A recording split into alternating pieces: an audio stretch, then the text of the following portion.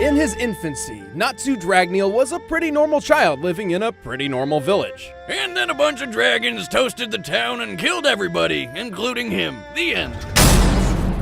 Almost. Fortunately, Natsu's older brother Zareth survived. Horrified by the violent fate of his family, Zareth desperately sought a way to revive Natsu.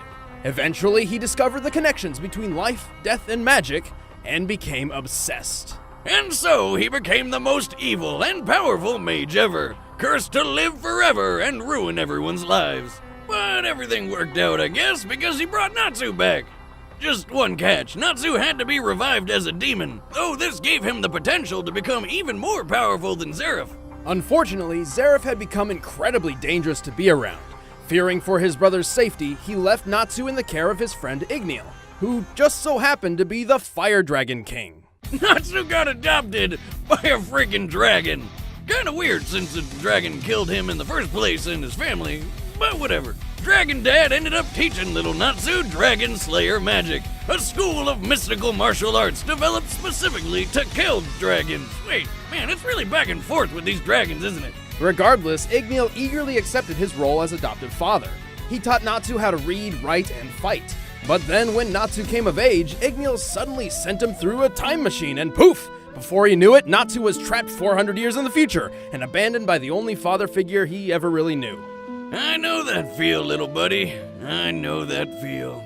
Of course, it was all part of Igneel's plan to save the world, but at the time Natsu didn't know that. Fortunately, it wasn't long before he found a new home and family among the mercenaries of the Fairy Tale Guild. Yeah, turns out being a demon trained by a goddamn dragon made Natsu pretty effective as a bounty hunter. Natsu possesses superhuman speed, impressive strength, and unbelievable durability. He has superior senses such as sight and smell, along with a mastery of hand-to-hand combat skills. Mix all that up with his Fire Dragon Slayer magic and you got one fiery cocktail that'll knock just about anybody on their ass. As the name suggests, Fire Dragon Slayer magic revolves around conjuring and manipulating fire. A prime example would be Natsu's signature move, the Fire Dragon's Roar. Where he literally shoots fire from his mouth. Or he can engulf his hand in flames for the devastating Fire Dragon's Iron Fist. You know, we're gonna be saying fire a lot this episode. Yep. Natsu has well over 24 different ways to incorporate fire into his martial arts, but his real strength comes from a move nobody ever really expects. Yeah. He eats fire.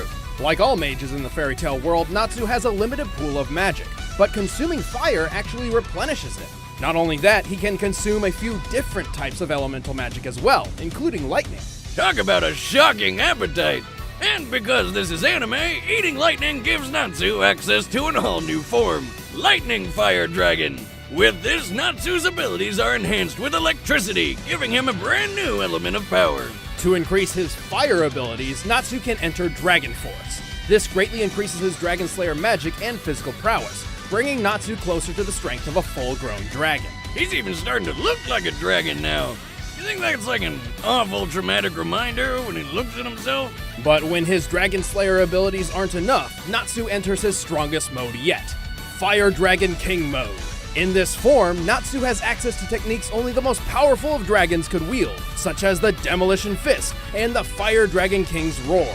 At his strongest, he could wipe out exactly 973 soldiers all at once and create massive explosions so big they could wipe out a whole town. Natsu's raw power is extraordinary, both magically and physically. He's strong enough to lift an enormous stone slab several times larger than himself. Comparing this stone to Natsu's height and compensating for the density of the stone, it's likely this block weighs about 135 tons. Talk about never skipping arm day. He's also fast. He's fought in multiple battles where he's moved faster than the eye can see, putting him well over 9,000 miles per hour. And when fighting opponents even faster than him, Natsu has used his keen observational skills and indomitable willpower to predict their moves and defeat them. He's pretty clever in battle, which is surprising given how headstrong and stubborn he can be. Like any real fighter, Natsu prioritizes offense over defense, running in guns or, I guess, arms blazing. Except this impulsive approach to fighting often leaves massive amounts of collateral damage in his wake. Remember how we mentioned his firepower could wipe out a whole town? Well, sometimes that's not completely intentional.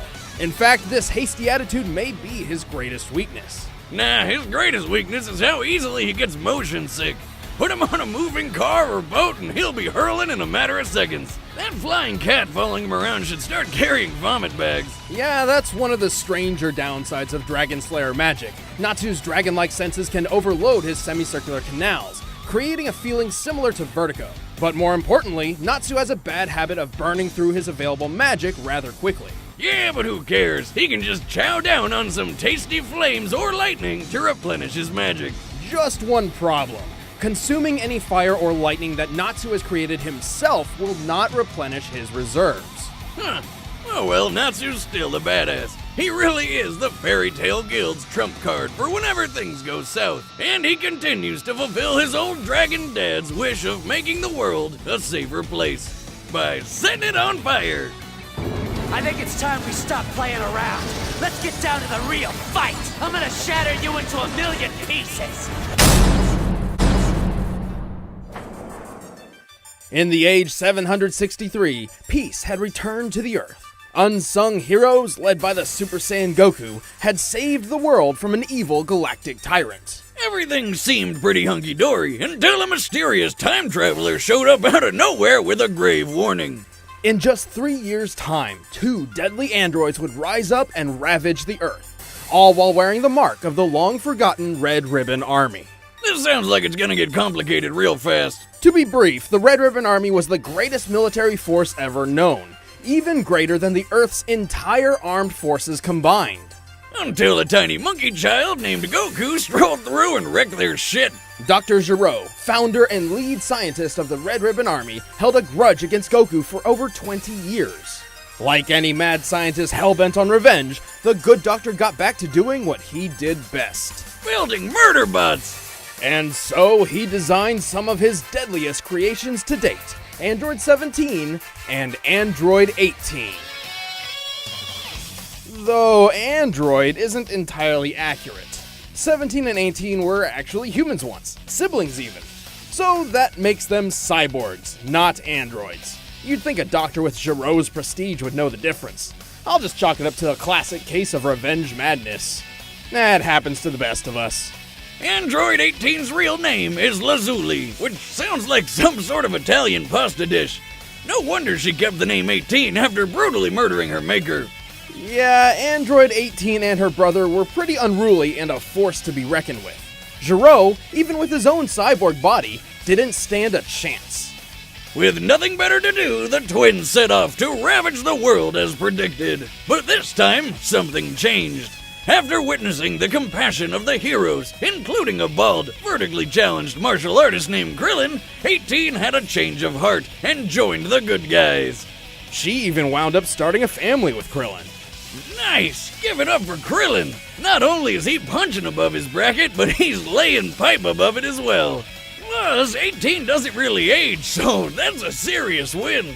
Android 18 is an extremely competitive fighter with numerous deadly abilities. Gero's programming stems from decades of military dominance, granting her incredible hand-to-hand combat skills and mechanically enhanced senses for superb situational awareness. And she's got the strength to back it up. This chick can embed a person straight into the side of a cliff with a single smack, or shoot explosions out of her hands. She does this by harnessing Ki, a Taoist-inspired life force energy manifested through a person's spirit and vigor. With her Ki, 18 can fire a barrage of energy beams powerful enough to destroy buildings, continents, possibly even planets. Like the finger beam. Talk about getting finger blasted, am I right? No. Oh, you know you laughed. Absolutely not. On the inside? Android 18 has dozens of other techniques, such as infinity bullets. I know what you're thinking, but it's not a magic gun with unlimited ammo. It's a stampede of energy blasts which are nearly impossible to avoid. Her photon strike lays waste to a vast area in an instant. She can even use her husband's signature technique, the Destructo Disc. It's a buzzsaw made of pure energy. Why don't more Dragon Ball characters use that thing? Ki is just as much a defensive tool as well. Android 18 can enhance her strength, speed, and endurance with her energy, greatly surpassing the limitations of her physical body. Oh yeah, and she can fly! Unlike most warriors, 18's energy supply stems from a sort of battery within. This system grants her a continuous and potentially endless supply of ki. She'll never get tuckered out. In fact, one of her favorite combat strategies is wasting time to make her enemy exhausted, then moving in to finish him off. She's making him burn up all his energy and then she's going to attack him. Like many of Dr. Giroux's other androids, it's even possible for 18 to steal her foe's energy for herself by absorbing it through her body, increasing her power and nullifying her opponent. So you can bet she'll always go the distance. Like Rocky Balboa, except, way stronger and way prettier. 18 is tough enough to deflect Goku's Kamehameha attack even while he's in Super Saiyan Blue form. Also, she can kick hard enough to break Super Saiyan Vegeta's arm. What's so impressive about breaking an arm? You broke yours once just by falling out of your chair. You might have missed the Super Saiyan part there. Vegeta's extremely high ki levels improve his body to support an impressive amount of weight. Leading up to the fight, Vegeta was training in 450 times gravity, making his weight about 55,000 pounds. That means the tibia in his leg would be supporting over 40,000 pounds, the equivalent of 8 pickup trucks. Damn, I wish I had bones like that. I could fire so many bazookas and never have to worry about falling down. On top of that, she's able to use her constant supply of ki to easily match the speed of a Super Saiyan. We've previously established that an ascended Super Saiyan can fly approximately 340,000 miles per hour, so it's reasonable to believe 18 can do the same. Man, this ki stuff is seriously awesome. Maybe I should start meditating or something. Do you even know how? Yeah, all I gotta do is get drunk and sit on the floor crisscross applesauce style, right? Easy. Sure. Anyway, just like Vegeta, Android 18's ki allows her to survive serious blows. She's even tanked the full brunt of a Super Saiyan ki blast, capable of obliterating an entire building without a scratch. Can't say the same for that sweet-ass jacket. Man, 18 is awesome. Awesome? Yes. Unstoppable? Not at all. Android 18 is unfortunately susceptible to a number of weaknesses, including her own programming. Fearing her unruliness, Giroux designed her with a remote shutdown system in place, one that both he and Krillin's friend Bulma were able to exploit. Wow, so this little thing will stop them, huh? On top of that, 18 has a reputation of being cold and apathetic. Although this is mostly just a guise, as she's always ready to defend her friends and family from threats.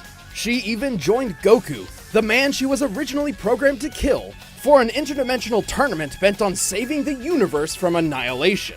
It's safe to say the Super Saiyans are not the only blondes protecting the planet. Believe me, when she gets that look in her eye, you better hold on to your Dragon Balls. I know I'm being hard on you, but it's the only way you'll learn.